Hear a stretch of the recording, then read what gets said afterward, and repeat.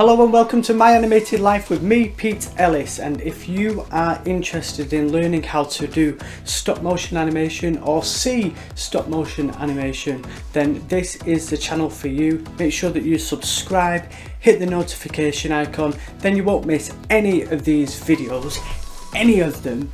And also, if you're on a desktop, we have a new button called the join button. You can join this community and help me create the videos that I want to create.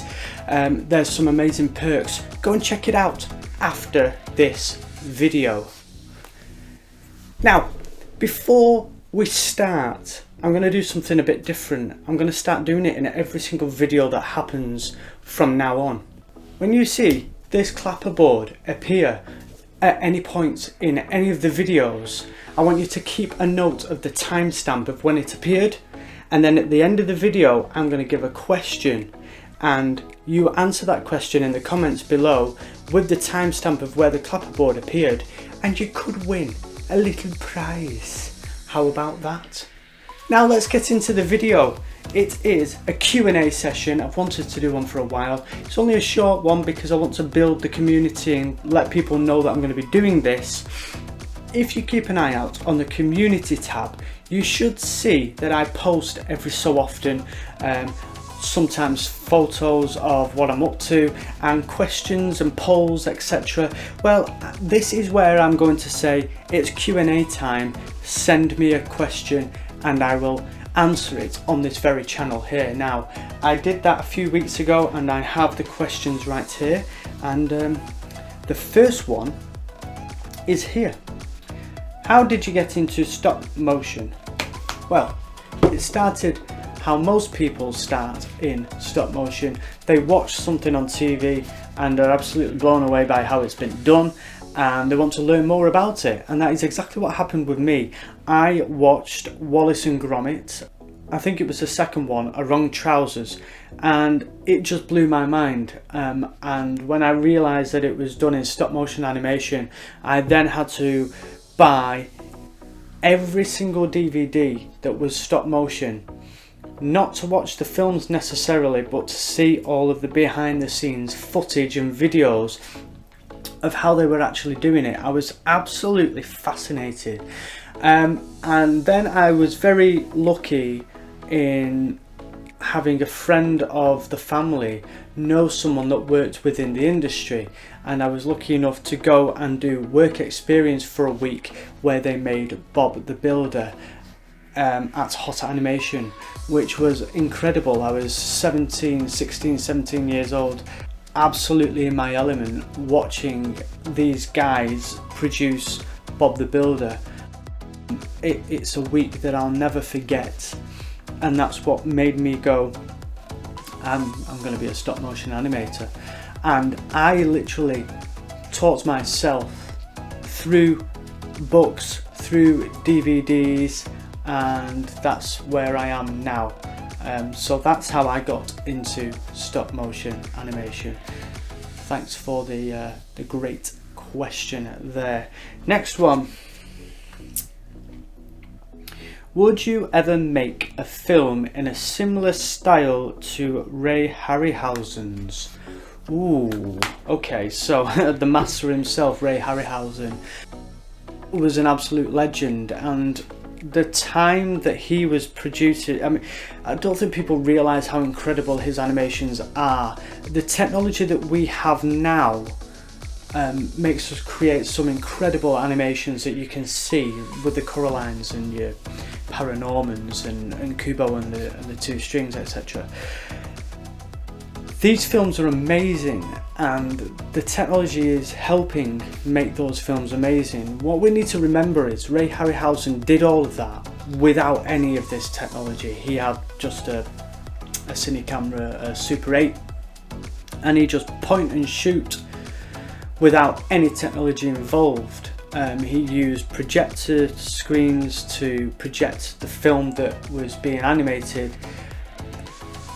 The guy's a legend. So in respect, would I ever create anything like Ray Harryhausen? Probably not, because I'd never be able to recreate his style without going all the way back to the basics. And for me, I don't think I could do it. I think he was incredible at the time, and you know, using surface gauges, the man was a legend. I don't think I could do it justice.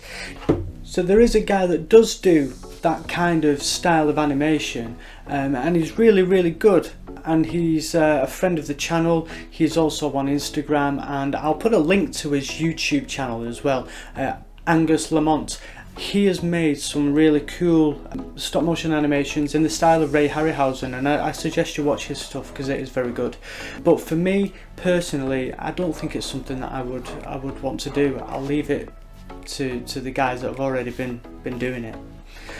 The last one. If you were to make your own feature-length film, what would it be about? Oh wow. Okay, so over 8 years ago, when I was having the conversations with my good friend Rob Vaughan about making a stop motion film, let's make a stop motion film and we'll do it in the style of Team America, and we're going to do it about stop motion zombies, which obviously turned into Dawn of the Dead. Now Dawn of the Dead is only a 6-minute short, and I'm making a few more at the moment. To make that into a film would be absolutely amazing, and I do have an idea for a full film of Dawn of the Dead. It would be fantastic to be able to do that. But then there are also quite a lot of other films that I have in my head that I would like to produce and animate, not just feature-length films, but a lot of good short films, a bit like you know, your Pixar's, where they pull at the heartstrings of the audience. So yeah, there's a lot of ideas that I would like to do, and they are quite they're more films than short animations or over half an hour films. So yeah, I would love to do one. I think Dawn of the Dead is going to work really well now in its short form that I've got, so I don't think I would do Dawn of the Dead as a feature film anymore. But there's a few things in that I would like to do as feature films. Yeah, I don't know, I want to do something to do with space or future sci-fi. I've got a good sci-fi idea that I think would work really well in stop motion, a lot of time travel involved. That would be really cool to be able to do.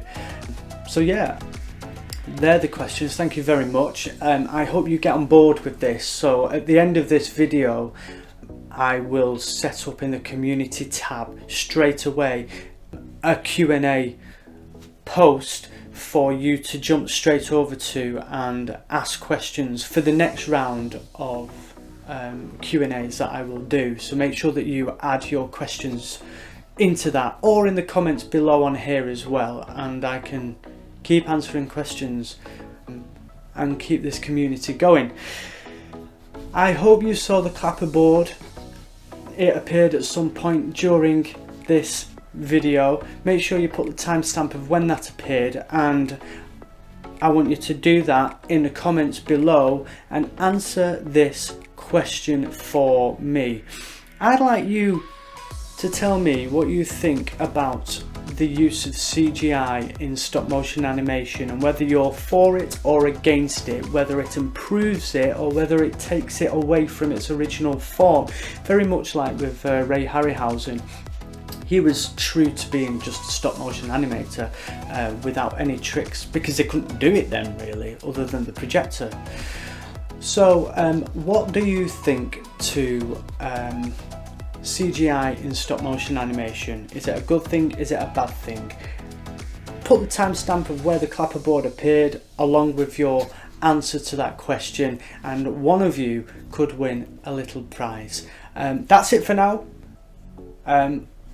I will be back with another video very soon. My name is Peterellis. Keep animating one frame at a time. Peace.